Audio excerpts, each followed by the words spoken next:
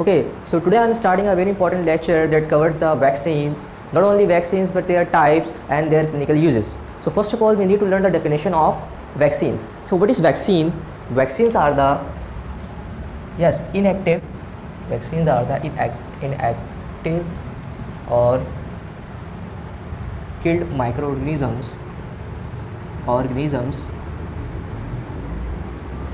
and their products. Vaccines are the inactive or killed microorganisms and their products introduced into the body to induce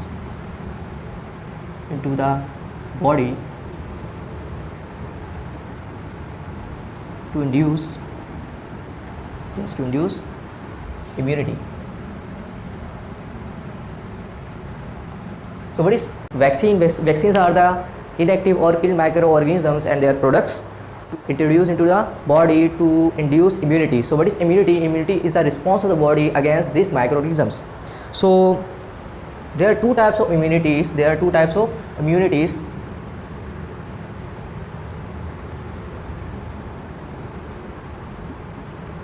First one is active immunity and the second one is passive immunity. It is very important before starting the lecture of vaccines to understand this concept. So active immunity means first we introduce the inactive or killed microorganism within the body, and due to response of this microorganism, body start producing some antibodies or chemical substances, and these antibodies or chemical substances that produced by the endogenous substance of the body are called active immunity. So active immunity is the endogenous response of the body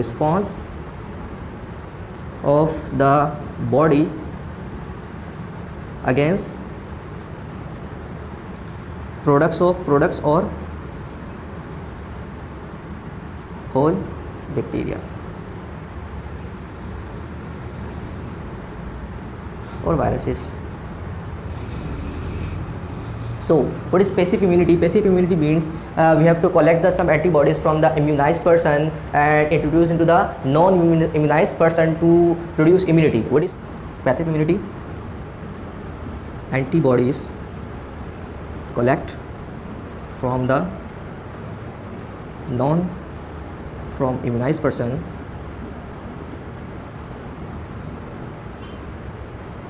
and introduce into the non-immunized person. Okay, so first of all, we discuss the vaccines which produce active immunity in our body. First of all, we discuss the vaccines which produce or which activate the active immunity in our body, or then I will discuss later on the passive immunity that provided by the vaccines. So, okay, before starting the vaccines that produce active immunity, I want to tell you some terminologies that I am using later on. Is first of all antigenicity. What is antigenicity? And the second term is pathogenicity.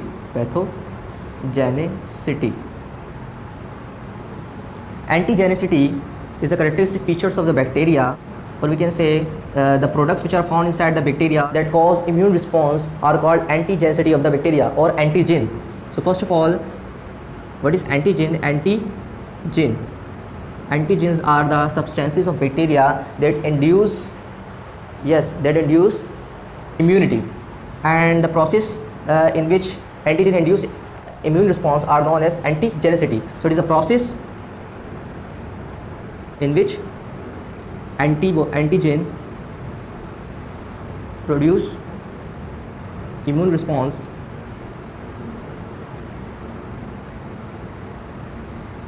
are. So what is antigenicity? It is a process in which antigen produces immune response. So what is pathogenicity? It is a characteristic feature of bacterial substances or whole bacteria that cause disease. The chemical substances which are found inside the bacteria that cause disease are known as pathogenicity of the bacteria. So once you understand these terminologies, then it is very easy to understand this active or passive immunity. Okay, Now starting the lecture on vaccines. So first of all, either it is active immunity or passive immunity, both terminologies we are using on bacterial vaccine as well as on viral vaccines. So first of all, active immunity.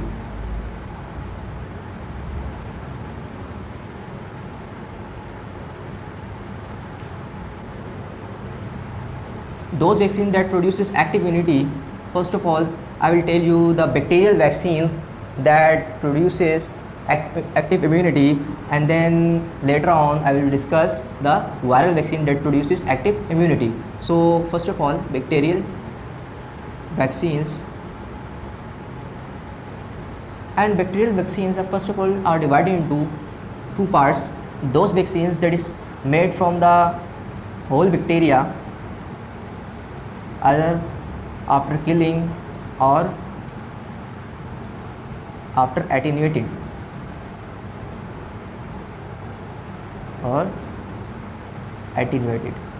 yes, attenuated. And second one is bacterial subunits and parts.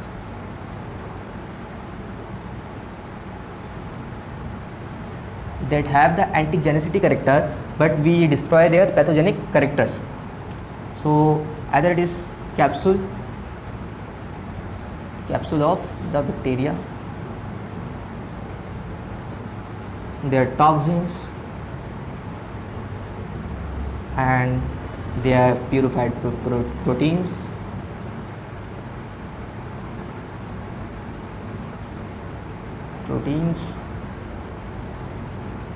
So I'm repeating again, these are the subunits of the bacteria and that causes disease, but when we want to make the vaccine from these products, first we have to destroy their pathogenic character.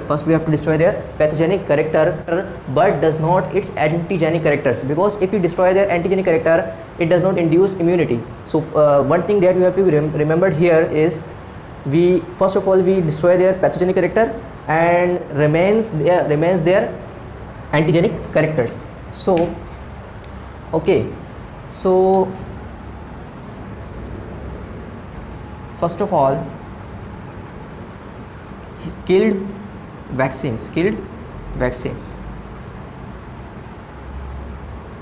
So killed vaccines, first of all we are using in killed vaccines are cholera. Cholera causes diarrhea, and Yersinia also causes diarrhea, and third one is Coxiella burnetii.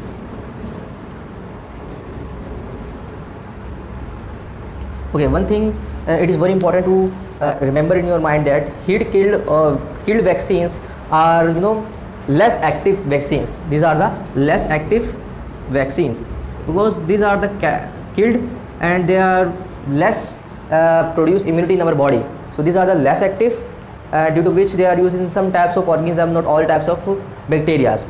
And the second one is live attenuated.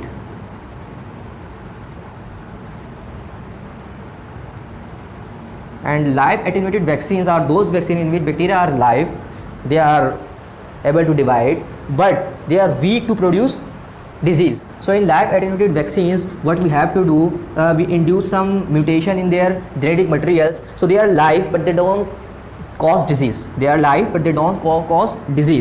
So live attenuated vaccines are used in Mycobacterium bovis,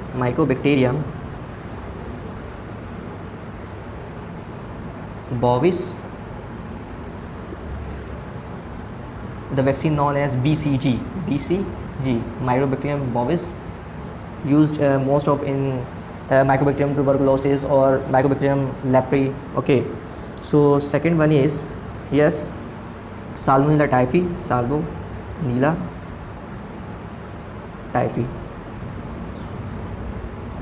One thing that is very important to remember that Salmonella typhi not only have live attenuated vaccines, but they have also their capsular polysaccharide vaccines. So later on in the subunits capsule of the bacteria, I will discuss.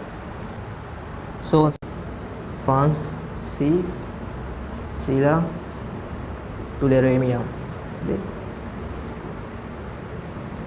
So first of all, the whole bacteria vaccines are divided into kill bacteria, or those bacteria which are live, but they are so weak that they cannot produce any disease.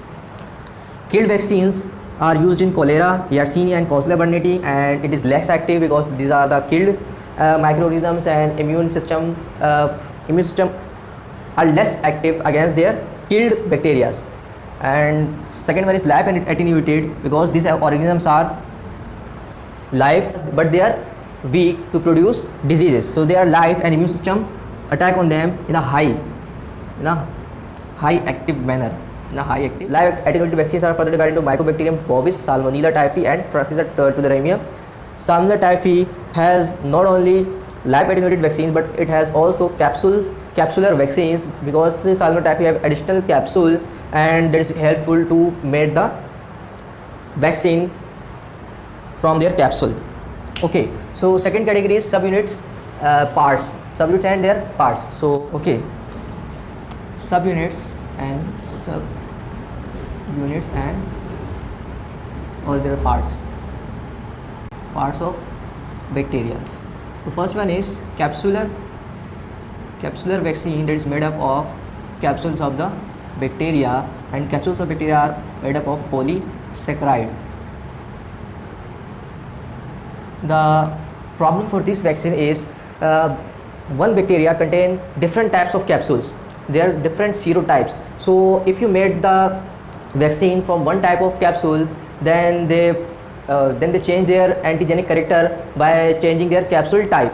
So multiple vaccines are made for only one type of bacteria. It is very important to make multiple type of vaccine for one type of bacteria, because one type of bacteria contain different types of their capsule antigenic characters. So it is we can say it is not as useful as other vaccines.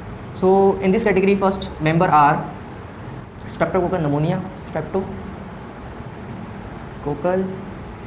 pneumonia,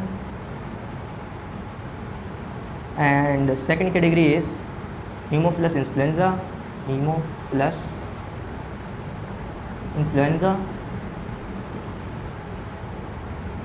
Neisseria meningitis. Okay, now fourth category is some Salmonella species, Salmonella typhi, and Salmonella typhi has also live attenuated vaccines. Okay. Second category is toxins, vaccines that is made from their toxin. First of all, it is very important to destroy the pathogenic character of toxins. What we have to do, we select the toxin of any bacteria, we treat it with formaldehyde. Formaldehyde, formaldehyde is a very cruciating agent that convert this toxin into less active toxoid, and toxoid have antigenic character, but they don't pathogenic character. They lost their pathogenic character. Formaldehyde is it is a very important MCQ point. Toxins are converted into toxoid with the help of formaldehyde by treating formaldehyde. And once we made toxoid, it has an antigenic character but don't have pathogenic character, so it doesn't produce any disease, but it induces immunity. So toxoid vaccines are diphtheria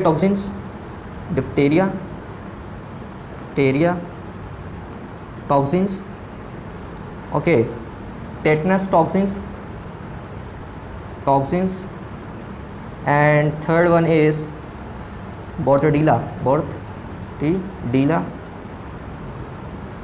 pertussis vaccine. Okay, and the combined vaccine, diphtheria toxin, tetanus toxin, and Bordetella pertussis are collectively known as DTaP. Diphtheria toxins, tetanus toxins, and A. pertussis toxins that caused by the Bordetella, and Bordetella, Bordetella A. pertussis cause whooping cough. Okay, next one is purified proteins.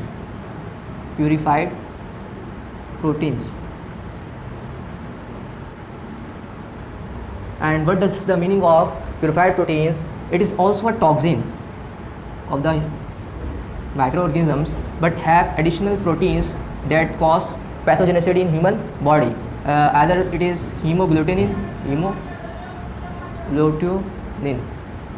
So these are the vaccines which not only contain toxoids. First of all, these toxins are first converted into toxoid and then introduced with other proteins into the human body. So the bacteria are included in purified proteins. Vaccines are, yes, again, Bordetella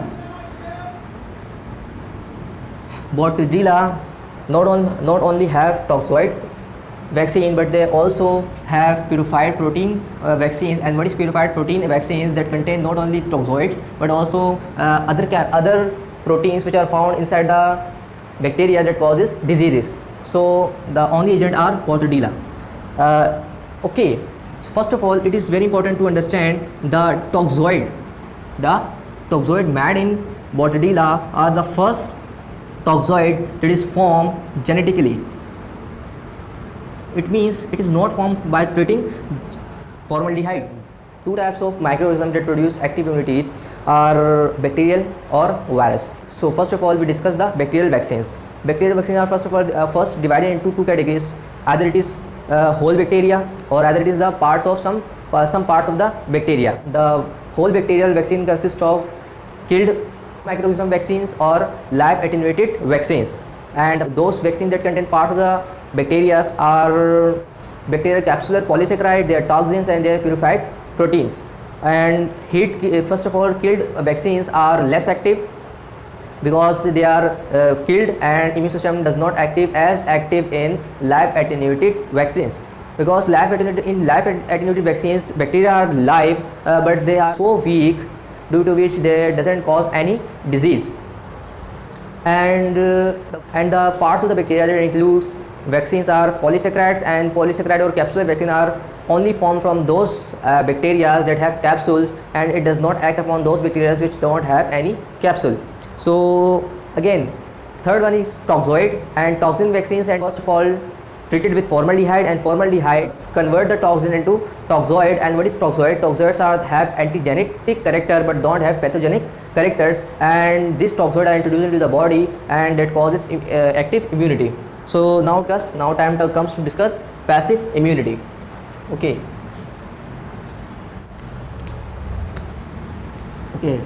passive immunity. So passive immunity means we have collect some antibodies from different organisms which are immunized from particular diseases, and these antibodies are introduced in the non-immunized person who are vulnerable to be causative agents. So passive immunity are the immunoglobulins.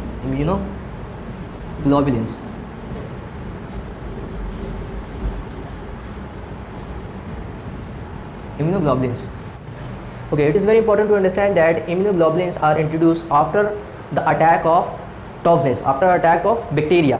They are not only used for the prevention but also used for the treatment. So first of all, they are used for the treatment as well as for the prevention.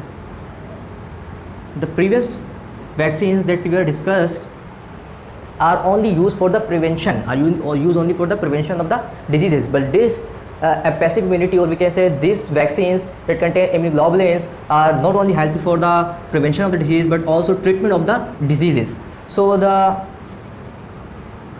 first one is tetanus. They have antibody made from the other human being are introduced after the attack of tetanus. After any crush injury, some tetanus, tetanus are live in the sands, and when there is any crush injury, the tetanus toxins are introduced into the body. First treatment for the tetanus is we have to introduce the antibodies into the human body after the crush injury, so that they are protect from the attack of tetanus toxins. And second category is botulinum toxin. It has also anti-toxin immunoglobulins. diphtheria antitoxin. Okay, it is very important to remember here is tetanus antitoxin or antibody are made from the human, but the botulinum toxin and botulinum antitoxin and different antitoxin are made from the horse. So it is dangerous because hypersensitivity reaction occurs after the introduction of these toxins. Okay, again third category. Okay, one magical immunity is passive active immunity. One passive active immunity. What is passive active immunity?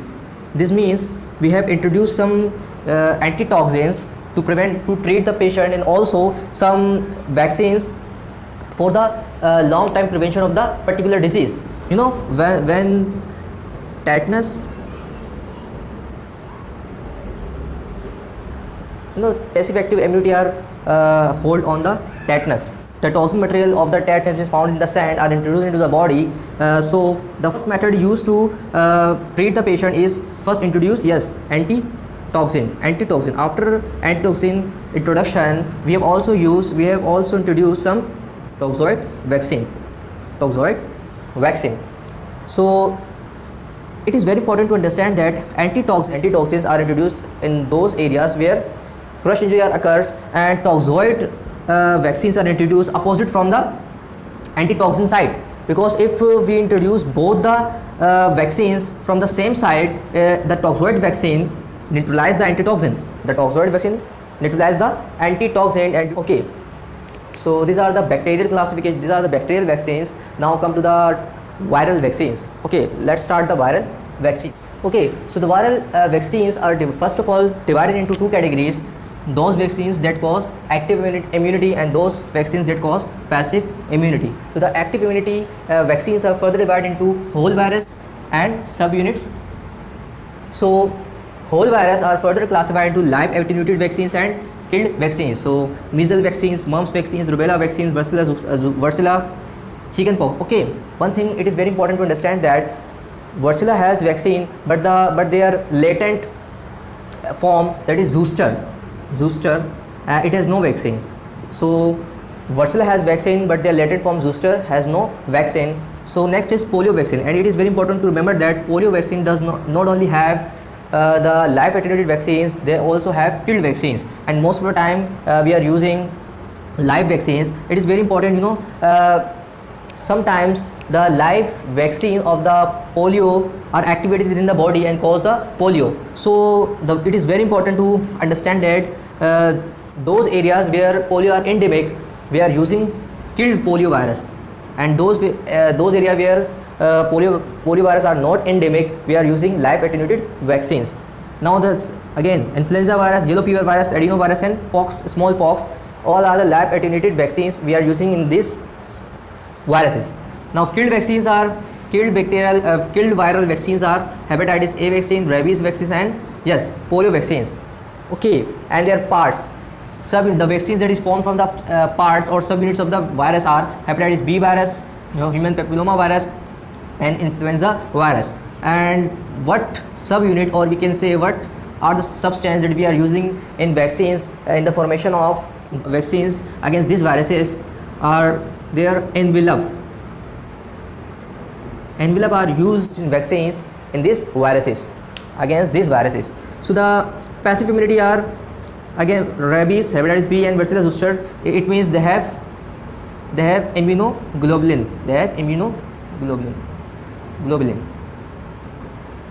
So after the attack of rabies, or we can say after the bite of a dog, we use immunoglobulin of rabies, and then we applied the rabies vaccines, and here is the rabies vaccines. So after the bite of dog, first what we have to do, we have to introduce first immunoglobulin of the rabies, and then we introduce the rabies vaccine for future prevention of the rabies virus. So these are the whole classification of vaccines. I hope you understand the concept regarding this classification of vaccines. Thank you for watching.